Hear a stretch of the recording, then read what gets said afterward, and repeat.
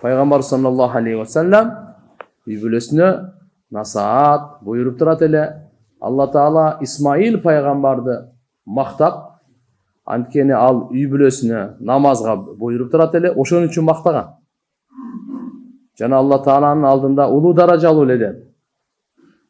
Wa kana ya'muru ahlahu bis-salah wa kana 'inda rabbih mardiyya. Ниче кандай да мактатат? Үй бүлөсүнө намазга буйруп турат эле. Буйруп турат эле. Ошондуктан Алла субханаху ва таала Исмаил пайгамбарды мактап. Ошончо туугандар, биз өзүбүздүн эле намазыбыз эмес, эртеге үй бүлөбүздүн намазына дагы кандайдыр бир деңгээлде жооп бар. Я айюхалладина аману ку анфусакум ва ахликум нара. Эй имандуулар, силер өзүңөрдү жана үй бүлө бала чакаңарды дозоктун отунан куткаргыла. Дозоктун отунан куткаргыла. Өзүбүзгө да буйрук берип атат. Ку анфусакум. Өзүбүз дагы ушу дозокко түшпөйлү. Ва ахликум. Жана үй бүлө бала чакаңар да дозокко түшпөсүн. Аялыбыз дозокко түшпөсүн. Балдарыбыз дозокко түшпөсүн. Кыздарыбыз дозокко түшпөсүн. Неберелерибиз дозокко түшпөсүн. Бир туугандарыбыз дозокко түшпөсүн. Ата-энебиз дозокко түшпөсүн. Кандай кылып сактайбыз анда? Өзүбүздү дагы, аларды дагы. Имам Газали рахимахулла айткан, дин таалимин берип деген. Дин таалимин берип. Имандын таалимин берейли. Исламдын таалимин берейли. Ихсандын таалимин берейли. Иман, ислам, ихсан. Жабраил периште Пайгамбар саллаллаху алейхи ва саллям Мединада бир топ кишилер менен отурса, сахабалар менен келип калат. Умар разияллаху анху айтат: "Папакай кийип, чачы капкара. Сапардын эч бир белгиси жок. Мындайча айтканда жакын эле жерден келгендей да. Андай десек бирөөбүз да тааныбайбыз. Узактан келди десек, сапардын белгиси жок. Сапардан келген кичине чаңып калат, кыйналып калат, жүдөп калат. Андай дагы жок. Келгенине таң калыштуу болгон. Пайгамбар саллаллаху алейхи ва салламдын тизесин коюп отуруп, адеп менен: "Я Мухаммад, ахбирни анил иман, ахбирни анил ислам, ахбирни анил ихсан." Үч суроону сураган эле. Иман, ислам, ихсан. Биз үчөөн тең аялыбызга, бала чакабызга айтышыбыз керек экен. Андан кийин башкаларга дагы. Пайгамбарыбыздан иманды сураганда пайгамбарыбыз айтты: "Антумина биллах." Иман эмне? Иман деген эмне? Имандан кабар бериңизчи деп сурап атат. Пайгамбар саллаллаху алейхи ва саллям айтат: "Иман деген бир Аллага иман келтирүү." Кантип иман келтиребиз? Ал жалгыз, ал бар, ишенебиз. Бардык ааламды жаратуучу өзү, бардык сыпатында Алла субханаху ва таала дичишкен, камал. Аллага иман келтиребиз. Анын периштелерине, пайгамбарларына, китептерине, тагдырга, жакшылык жамандыгы жана кыяматка дейт. Ушул 6 имандын түркүгүн ар бирибиз билишибиз керек, бекем ишенишибиз керек, үй бүлө бала чакабызга үйрөтүшүбүз керек, алар бардыгы билсин ушуну.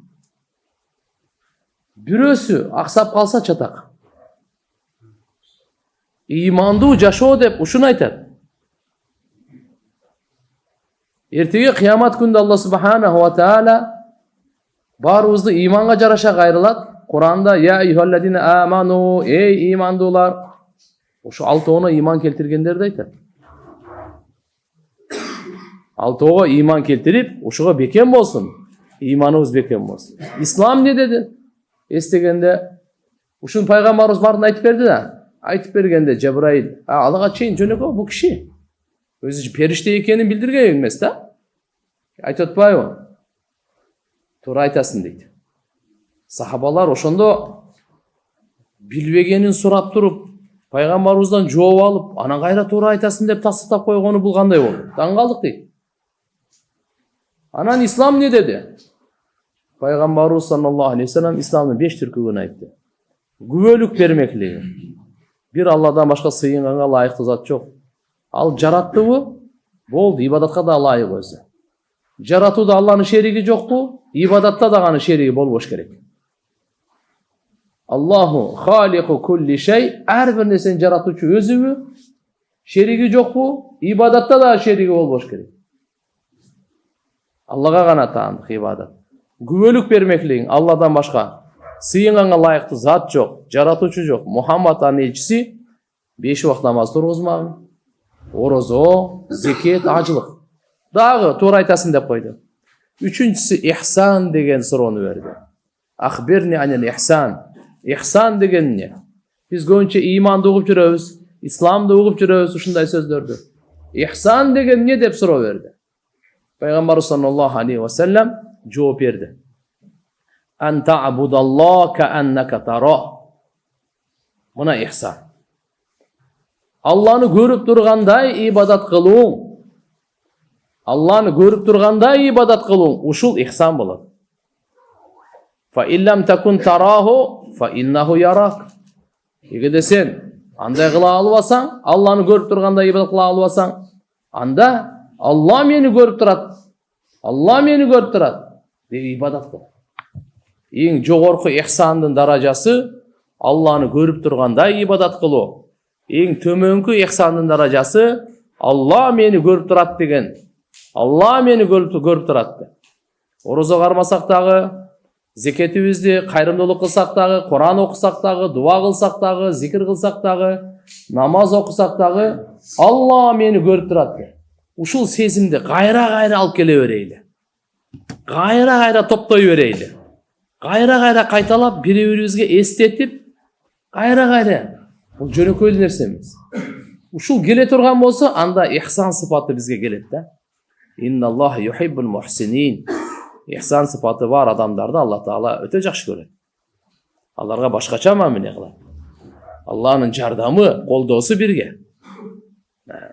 Эми ушуну биз үй бүлө бала чакага айта барайлы. Андан кийин дагы бир топ суроолорду берген, кыямат качан болот деп деле пайгамбарыбыз айтты. Суроочуга караган, суралынганга караганда суроочу бирүүчүрөөк деп койду. Суралынганга караганда суроочу бирүүчүрөөк деп койду. Анда кыяматтын белгилери дегенде анан айтты да. Ятатавалуна фил буньян. Көрөсүң ошондо, жылаңайлак жүргөндөр, төө кайтаргандар, арабтарды айтат. Төө кайтаргандар, жылаңайлак жүргөндөр курулушта бири-биринен жарышат. Бирөө 120 этаж курду, бирөө 150 этаж, дагы бир паланча. Көрөсүң дейт. Күн өзүнүн тарбиялай турган апасын, өзү төрөйт, өзүн тарбиялай турган апасын. Мына саганда кыздар энелерин тарбия кыла турган, энелерин башкара турган, энелерин жумшай турган, энелеринен кызмат кылдырта турган. Ушундай жакындап калса билип кой, бул кыяматка жакындап калган. Кыскасы ушундай суроолорду берип анан кетип калды. Пайгамбарыбыз кеткенден кийин, ол киши кеткенден кийин айтты, билдиңерби деди, ким келди мына? Пайгамбар сахабалар айтышты, Алланын элчиси билет, биз билбедик ким деди. Пайгамбарыбыз айтты, Жабраил болчу деди. Адамдын өңүндө келген экен да. Жабраил болчу, келди силерге диниңерди үйрөтүү үчүн келди, анан кетти деди. Мынакей, адепти да үйрөттү, иманды, исламды, ихсанды үйрөттү, ахиретке даярданганды үйрөттү. Бардыгын үйрөтүп, анан акырын кетти. Ошончо туугандар, биз өзүбүздүкү эле жоопкерчилик эмес, биздин үй бүлөбүзгө да жоопкер экенбиз. Ошон үчүн аларды дагы жумшактык менен, сунуш иретинде, буйрук эмес, сунуш иретинде, мухаббат менен, сый урмат менен, тамак, чай, жакшы бир жемиш, ушулардын акырын аларды динге тартайлы. Биз менен кошо аялыбыз чогуу намаз окусун. Кандай чоң бакыт. Биз менен чогуу балдарыбыз чогуу намаз окусун. Кандай чоң бакыт. Kızlarыбыз биз менен чогуу намаз окусун. Кандай чоң бакыт? Чогуу Кур'ан окуйлу. Чогуу талимде отурайлы. Чогуу иманды сабагын кылайлы. Чогуу зикир кылайлы. Чогуу дуа кылайлы. Бул чоң нерсе. Ошон үчүн иншалла Алла Таала да Кур'анда, пайгамбар саллаллаху алейхи ва саллям хадистерде көп буга маани берип айтып кеткен. Андыктан урматтуу туугандар, бүгүнкү күнү үй бүлө маселеси эң бир актуалдуу, эң татаал, эң маанилүү маселелердин бири. Эң маанилүү маселелердин бири. Ошон үчүн үй бүлөнүн бактысы, үй бүлөнүн курулганы, буну уланып кетсин, машаалла, көктөп кетсин, гүлдөп кетсин, бул иман менен туугандар. Бүгүнкү күнү өтө көп суроолор, 70-80% деп айтсак да болот, суроолор ушу үй бүлө маселесинде да. Келишпегендер, бири-бирин укпаган, бири-бирин түшүнбөгөн, бири-бирин кыйнаган, бири-бирине зулумдук кылган. Эми кыскасы ушунун баардыгы тууган үйдө бизде пайгамбарыбыздын нурлуу амалдарын жоктугу. Пайгамбарыбыздын нурлуу амалдары жокпу? Шайтандын караңгылыгы басты да. Шайтандын караңгылыгы баскандан кийин көп акылдын деле кереги жок. Өтө көп билимдин деле кереги жок бугачы. Бул жердеги арам боло турганын, бири-бирин утурумдук эле кичине сый урмат болушу мүмкүн. Бирок түбөлүктүү буларда сый урмат болбойт. Ал караңгылыкты, шайтандын караңгылыгын жое турган пайгамбарыбыздын нурлуу амалдары бар. Ошо нурлуу амалдарды үйгө алып барсак, оңой эле жоюлуп кетет. Мына азыр өчүрүп коелу светти, капкараңгы болот. Бул караңгыны жоюш үчүн митинг-ситингдин кереги жок. Бул караңгыны жоюш үчүн мынтыктын кереги жок. Жардыруу-бардыруу, тополоңдун кереги жок. Караңгыны жоюш үчүн жарыктыктын кереги бар. Жарыктыкты үйгө алып кел, болду, кетти. Аны кууп чыккан оңой эле. Шайтандыкты, жылаңачтыкты, уятсыздыкты, имансыздыкты, надандыкты, караңгылыкты, адашууну, бактысыздыкты кууп чыга турган жол оңой эле. Ал кайсы? Пайгамбарыбыздын нурлуу амалын үйгө алып барайлы. Ошого аракет кылайлы. Сахабалар пайгамбарыбыздын нурлуу амалдарын өздөрүнө алып келип, өздөрүн нурлашты. Үй бүлөсүнө алып барып, үй бүлөсүн нурлашты. Бүткүл ааламга чыгып, ааламды нурлап коюшту. Aalам нурлап коюшту. Мынакей Хайбар деген жер бар Саудияда. Пайгамбар саллаллаху алейхи ва саллям жөөттөрдүн чыккынчылыгынан, уада буза бергендигинен аларды кууп бар. Мединадан кеткеле жоголгула деп кууп чыгарганда Хайбар деген жерге барып отурупташып, ал жерде эгин зарлар, эгин талалар, курма, жана башка нерселерди эгип, ошол жака турмуш кылып калган, курушуп калган. Кийин алар ал жерде да жөн отурбай, Меккедеги мушриктерге, Мединадагы мунафыктарга жардам берип, мусулмандарга каршы дайыма ушу козголуп ишите бергенден, анан ал жерге барып туруп, пайгамбар саллаллаху алейхи ва саллям жөөттөр менен кармашып согушуп, кыскасы ошол жерде алардан кууп чыга турган болуп калганда, жөөттөр жалдырап, "Я Расулалла, болду, бизди жеңдиңиз, бизди кууп чыгарбаңыз. Ушул жерде эгин зарларды берсеңиз, бактарды берсеңиз, биз иш кылайлы. Тапканыбыздын жарымы силердики болсун, жарымы биздики болсун." Пайгамбар саллаллаху алейхи ва саллям макул деп боору керди. Жөөттөргө макул деп анан ошол жерге Абдулла ибн Раваха разияллаху анхуну жөнөтүп коет эле. Түшүм алган убакта аларга ошол келишим менен, мына мусулман эместер менен деле келишим кылган пайгамбар саллаллаху алейхи ва саллям. İşteşken mamilede makul dedi, barat bile. Düşün algandan keyin ekiye bölöt ele. Ekiye bölüp turup jөөттөргө айтат эле. Мына ушу экиге бөлүнгөн кайсы бөлүгүн кааласаңар алгыла, калганын мен алайын дейт эле. Мына адилеттүүлүк. Болбосо алардын кол алдында бөлүп жакшынакайын тандап алып эле бар. Ошого жашай бергиле шүгүр кылып. Андай деген жок. Бийлигине, күчүнө таянып туруп аларды жок. Андай кылган жок. Экиге бөлүп, сен танда, калганы мен алайын. Мына. Ошондой айтат эле, асман, жер ушундай адилеттүүлүктүн себебинен гана турат да деп, жөөттөр боюнун алат эле. Урматтуу агай мусулман бир туугандар, Мынакей Hazret Umar radıyallahu anh'ın hutbalarından aytat ele. Bul dünya bu ümmiti түш de jönele. Ümmiti bul tüşele. Вакытсы кыскарып барып атат. Бара турган бу дүйнөдөн сапар ахиретке жакын. Ушундай жол өлүмгө кыйшыгы жок. Бул жака өтүп кете турган, өлүмдөн бул жака өтүп кете турган жок. Түп-түз өлүмгө бара турган кыйшыгы жок жол. Ошо жол азайып баратат дейт. Ким Алла Таала райым кылсын ушундай кишиге. Ким өзүнүн ахиретин ойлонсо, өзүнө жакшылык каалап насаат айтса, Алла Тааланын муракаба ушу мен Алланын көзөмөлүндөмүн деп эсептесе, жана күнөөнү таштаса, мына ошол адамга Алла райым кылсын деп Умар разыйаллаху анху дуа берет эле. Ушундай адамга Алла Таалам райымын көрсөтсүн, райымына бөлөсүн деп дуа берет эле. Күнөөнү таштаган, ахиретке даярданган, дайыма Алла Таала мени көзөмөлдөп турат деп жашаган, өзүнө насаат кылып, өзүнө жакшылык каалап, дайыма ахиретин ойлонгондорго мындай дуа берет эле. Умар разыйаллаху анху бир жолу хутбасында айтып калды. Силер мага ушундай бир кишиге таап бергилечи дейт. Аны мен өзүмдүн бир маанилүү ишиме жоопкер кылып дайындайын дейт. Сахабалар айтышты, факале кайфа туриду. Кандай адамды каалайсыз өзү? Кандай сыпатта болуш керек деп. Hazret Umar aytты: "İza kana fil qawm wa laysa amiruhum kana ka'annahu amirahum. Wa iza kana amirahum kana ka'annahu rajulun minhum."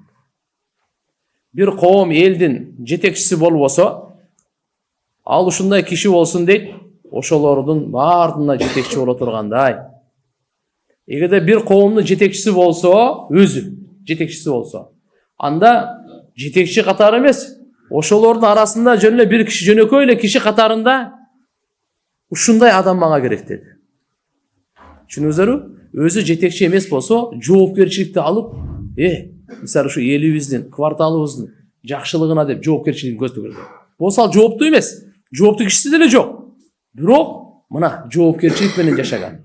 Экинчиси, өзү эгерде дайындалган, жоопкер болуп калган, ошондо дагы деп баарын башкарып эле бадыша болуп албай, адам жөнөкөй адамдардын катарында ушундай адамды мага таап келине деди. Мен бир маанилүү ишке жоопту кылайын деп. Hazret Umar разыйаллаху анху бул каптарды мойнуна көтөрөт эле, белине көтөрөт эле. Уун, буудайлардычы каяка алып барат эле дебейсизби? Жесирлерге, жетимдерге. Ошондо сахабалар айтат эле: "Я амиру муъминин, момундардын амири. Сиз көтөрбөңүз, бизге айтсаңыз биз эле көтөрөбүз" деп. Hazret Umar дейт эле: "Макул. Эртең кыямат күнү менин күнөөмдү ким көтөрсө, мен ошого көтөртөйүн" дейт. Менин күнөөмдү ким көтөрөт? Көтөрө ала тургандар болсо, мейли, анда калп көтөрөйт. Эгерде эртең кыямат күнү менин күнөөмдү көтөрө албайсың, ала албайсыңарбы? Анда менин көтөргөнүмө киришпегиле дейт. Мен өзүм көтөрөм деп, амир болуп, көтөрүп алып, жесирлердин үйүнө барып, бөлүп берип, жетимдердин үйүнө барып, кабар алып бөлүп берет. Мынакей Hazret Umar разыйаллаху анхунун жөнөкөйлүгү дагы, Аллаху акбар. Ошол эле кезде амир, момундардын амири болгону дагы өзү айткандай да, өзү айткандай. Бир жолу Ади ибн Хатим радыйаллаху анху, бул да сахаба. Бул келди дагы Hazret Umar разыйаллаху анху салам берди. Hazret Umar бир иш менен алек экен. Саламын укпай калды да. Анан Ади ибн Хатим айтат атпайбы? "Я амиру муминин, ана Ади ибн Хатим." Мен, биз деле айтабыз ошондой деп. "Мен Ади ибн Хатиммен" деп. "Я амиру муминин." Hazret Umar разыйаллаху анху айтты: "Ай, сен өзүңү мага тааныштыра турган болуп атасыңбы?" деп. Не dedi? Sen bayağı kişi misin mi dedi? Entellezi akbalta iz adbaru ve vafayta iz gadaru ve arafta iz ankaru ve akrarta iz nafaru ve aslamta iz kafaru. Fakal adi hasbi ya amiral mu'minin. Hazreti Umar radıyallahu anh ayette bundaydı. Sen bayağı Adamlar kaçkanda bekem turgan senbi? Adamlar çakımçılık kılganda sen толық уадан атқарып, чыққынчылық кылбаган senbi? Adamlar четке какканда sen иман келтирген senbi? Качан алар качканда бекем турган senbi? Деп айта берди да. Анан уянып кетти. Hadi boldu Amir Mu'minin. Geçirip koya seni. Sen ne de öyle otasın? Ben seni tanımaya kaldım mı? Yok. Alek bol öyle salam bermeye kaldım. Atak men seni öte жақсы tanıyım. Sen maşallah köptөгөн sıfatka iyi. Şunday biri. Alhamdulillah özgöçölük de barıs nemesinde. Sa'id ibn al-Musayyab radıyallahu anhu Amir Mu'minin Hazreti Umar ibn Khattab radıyallahu anhu'dan aytadi. Kana yaqul Umar radıyallahu anhu aytganda İnnan nas la zalu mustaqimin mastaqamat lahum a'immatuhum ve hudatuhum. Adamlar tüz bol verir. Jönököyen. Kaçanka çeyin alardın jetekçileri tüz bolsa. Жалпы elдin tüz bolusu jetekçilerin tüz bolusuna qarap bola verir. Alar jetekçileriyle tüz bolsa deyt, жалпы el tüz bola verir.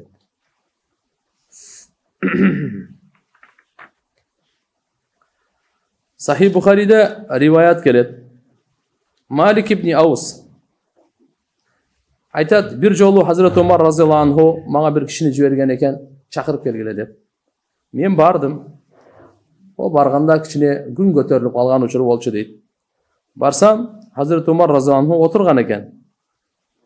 Anan oşol yerde bir uçurdele bir top kişiler eşit takıldatıp kaldı. Eşit takıldatıp kaldı. Men eşti qarap turup oşol yerde sakçılardan birisi var ele eşti açsa Usman, Abdurrahman ibn Avf, Zubeyr, Sa'd radıyallahu anhum. Uşlar gelip kalgan eken. Bular sorap kaldı.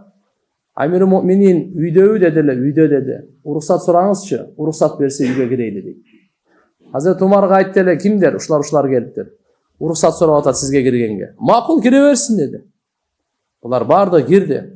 Oturup süйлөшүп oturgandan keyin dagы eşik takıldatılıp kaldı. Sakçı eşikti açsa Hazreti Ali menen Abbas ken. Radıyallahu anhuma. Alar da uruksat sorap kaldı. Girsek bolobу, bir maselebиz бар эле, ортобузда чече албай атабыз, талаштуу маселе эле. Hazreti Umar radıyallahu anhu makul gir dedi. Eko girip geldi. Ortasında kişine şu dünya meselesi var ele, yer meselesi var ele, baktar meselesi var ele. Eko girip geldi. Hazreti Umar radıyallahu anhu gelip aytdı. Bizim meselemizi çeşip beriniz dedi. Altı odak aytdı. Belki janында oturganlar. Çeşip berip koyuңuz dagı birine rahatlandırtıp koyuңuz dedi. Bolsa bulardın talaşı toktoboyt dedi. Hazreti Umar radıyallahu anhu birinci Allah'a ant berip asman menen jer anın hükümü menen turat. Sizler bilesiңер da Peygamberimiz Muhammed aleyhisselam aytkanın la nurasu ve inna ma tarakna sadaka. Peygamberimiz Muhammed aleyhisselam aytkan biz peygamberlar muraska taştabayız mal mülktü. Muraska mal mülktü taştabayız. Emniyeni taştasak ma tarakna sadaka. Al sadaka olur. Al muras bolboyt. Degen Peygamberimiz sallallahu aleyhi ve sellem'den berekeli ulu osiyatı var. Hurmatlı Müslüman bir tugandar, her bir adam ölgöndü, özünün muraskoruna bir mal mülk taşlap ketedi. Bir şapke olsa da, saat olsa, patinke olsa da, akçabı, sombu, jerbi, bakbu, maşinevi, bu muraska bölünüş gerek.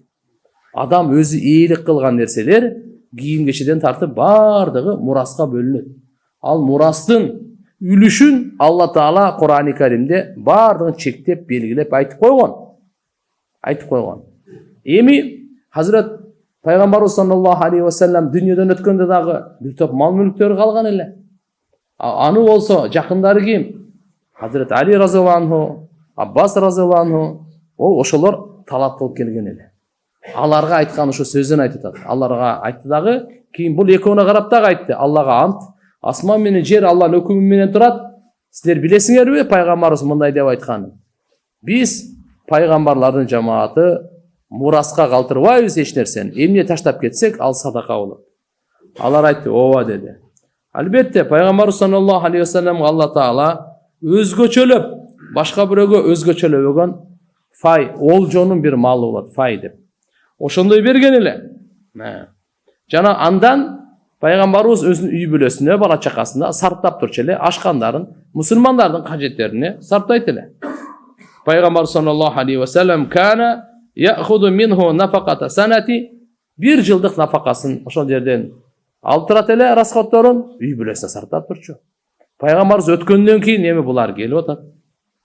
Анан бөлүп бериңиз, мындай кылып бериңиз, тигиндей кылып бериңиз деп келди. Умар разияллаху анху айтты, жок деди. Пайгамбарыбыз өзүнүн доорунда кандай ушу садакага кандай мамиле кылса, андан кийин Абу Бакыр Сыддык разияллаху анху кудум ошондой мамиле кылды. Мен дагы ал чызыктан чыкпаймын. Ошондой мамиле кылам, кайсы жерге сарптаган болсо ошондой сарптайм деп. Ошондой болуп келген бир топ эле. Кийин Хазрет Али менен Аббас разияллаху анхума алар деле буну билет эле. Бирок булардын талап кылган максаты ушуну мутавалли, мындайча айтканда, башкаруу жоопкерчилигин бизге бериңиз. Биз билебиз, мураска бөлүнбөйт. Бирок биз ошону көзөмөлдөйлү, биз бөлүштүрүп берейли, биз караштырайлы ушуну деп кайра келе бергеннен Хазрет Умар разияллаху анху ал экөөнү макул деп берип койгон эле. Берип койгондуктан дагы келишпей калды кандай учурда. Анан кийин булар келди. Хазрет Умар разияллаху анхуга келип, ошо баягы тополоң болуп аткан учурда мен силерге бердим эле деди. Силер болсо ушундай ант менен бердим эле. Пайгамбарыбыз Мухаммад алейхиссалам, андан кийин Абу Бакыр, анан мен мынаке амир халифатчылыгымдагы башталгыч 2 жылда кандай амал кылсам, силер дагы ошондой амал кылабыз деп Аллага уада берип, ант берсеңер, анан мен силерге өткөрүп берейин деп. Макул деп алар ант берип, уада берген, өткөрүп берди эле. Эми дагы кайра келишпей келип атасыңар мага деди. Эми деди, эгерде келишпей ата турган болсоңор, анда мага кайтарып бергиле деди. Мен экөөңөрдүн ордуңарга ушул пайгамбар саллаллаху алейхи ва салламдан калган мал, мүлк, садаканы мусулмандардын, пайгамбарыбыздын үй бүлө бала чакасына дагы, андан ашкандары мусулмандардын кажет муктаждарына дагы пайгамбарыбыз көрсөткөндөй жол менен мен өзүм кылып берем деди. Кандай болбосун, алар учуруна макул деп берди. Бул кайра ошо алып берип турган учур экен. Эгерде ажиз болсоңар кайтарып бергиле деди. Кийин анан Умар разияллаху анху макул деп айыкын берип койду эле. Хазрет Али разияллаху анху Аббаска үстөмдүү болуп ал алды. Андан кийин Хасандын колунда болду, андан кийин Хусейндин колунда болду радияллаху анхума. Кийин ушинтип анын урпактарына кийин өтүп кетти. Бул жерде анан да келише албаганы кайра алып, кайра сарптады. Бул урматтуу туугандар, Хазрет Умар разияллаху анхунун бул улуу иши, адилеттүүлүк чечими алардын көз алдында дагы болгон. Анан кийин булар дагы эми туура эмес ойлоп калбасын мен деп өткөрүп да берген. Мен мээли башкаруучу болсо өзүңөр карап туруп башкарып көзөмөлдөгүлө, бирок ант менен туура иштеткиле деп да. Хазрет Умар разияллаху анху айтат: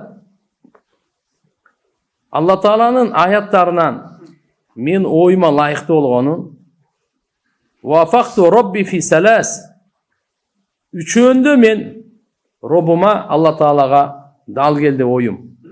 Bir rivayette vafakani Rabbi fi salas. Rabbim bana şu aytkanı üçөөsü tora geldi deydi. Kanday olmasın, birincisi ayet-ül hicab, ikincisi Badr'ın tutkunları boyunca, üçüncüsü ruhsat soruğu boyunca. Şu üçüğün de ten Hazreti Umar razıyallahu anh'ın sunuşu, Allah Teala oşuğa jaraşa Umar razıyallahu anh'ın oyun qoldop ayet düşürüp koyğanda. Umar razıyallahu anh'ın oyun qoldop ayet düşürdü. Hicab boyunca dağı ya Resulallah şu hicab kamını aytsanız, emi жақшы жаман бар, әр ким адамдар сіздерге келет. Бірін жүрегінде тақвалық бар, бірін жүрегінде тақвалық жоқ. Азважы мутахарат. Ошол айтқаннан хижаб düşүрдү Алла Таала. Бадырдын туткундары боюнча булардын бардыгы согушта кармалды эле, булардын баарын жок кылыш керек экен. Кийин жок деп алардан фидия алды эле. Ана андай боло турган болсо кийинки жылы Ухудта 70ти бергенге туура келди. Уруксат суроо боюнча Алла Субханаху ва Таала Hazret bul Abdullah ibn Ubay ibn Salul деген munafiqtardын раиси болгон.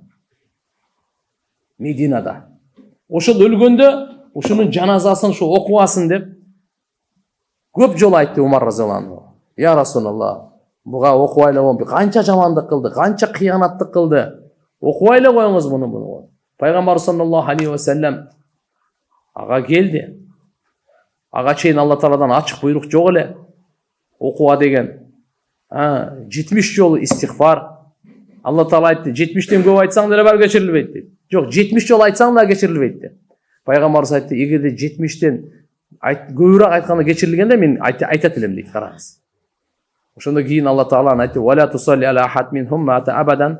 Эй Мухаммад, бул мунафыктардан ким өлө турган болсо, бирөөнүн дагы жаназасын окубагын, "Ва ла тaqum ala qabri", кабырына дагы эч качан турбагын депчи. Ушу дагы кимге? Хазрет Умар разияллаху анхунун ою, сунушу эле. Эми туугандар, бир мына канча күндөн бери алхамдулилла Хазрет Умар разияллаху анхунун туулгандан тартып дүйнөдөн өткөнгө чейин кандай кызмат кылганы, кандай сыпаттарга ээ, мусулмандарга канчалык, исламга канчалык кызмат кылгандыгын айттык. Бүгүн бир жыйынтыкта айта турган болсок, өзгөчөсү Алла Таала Хазрет Умардын тилинен жүрөгүндө акыйкатты жүргүзүп койгон эле. Пайгамбарыбыз өзү күбөлүк берип айтып атат, кайсы коктуда, кайсы жолдо Хазрет Умар жүрсө, ал жолдо шайтан жүрбөйт, жүрө албайт дагы. Хазрет Умар аль-Фарух дейт эле, акыйкат менен, чындык менен жалганды ажырата турган сыпатты Алла Таала берип койгон эле.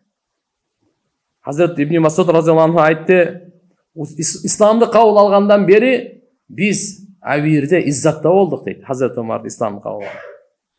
Жабраил периште, Жабраил алейхиссалам айтты, "Лиябкил ислам аля маути Умар." Умардын дүйнөдөн өткөнүнө эми ислам ыйласын деди. Дүйнөдөн өткөндөчү. Исламды кабыл алганда асмандагылар майрамдап атат деди. Периштелери кубанып атат дейт. Хазрет Умар разияллаху анхунун исламына. Бул пайгамбарыбыздын көзү дагы болчу, кулагы дагы болчу, вазири дагы болчу. Пайгамбар саллаллаху алейхи ва саллям мурунку пайгамбарлардан, мурунку үммөттөрдөн ушундай акылдуу, паам-парасаттуу, илхам келип турган адамдардын бири ушу Умар болчу дейт. Умар.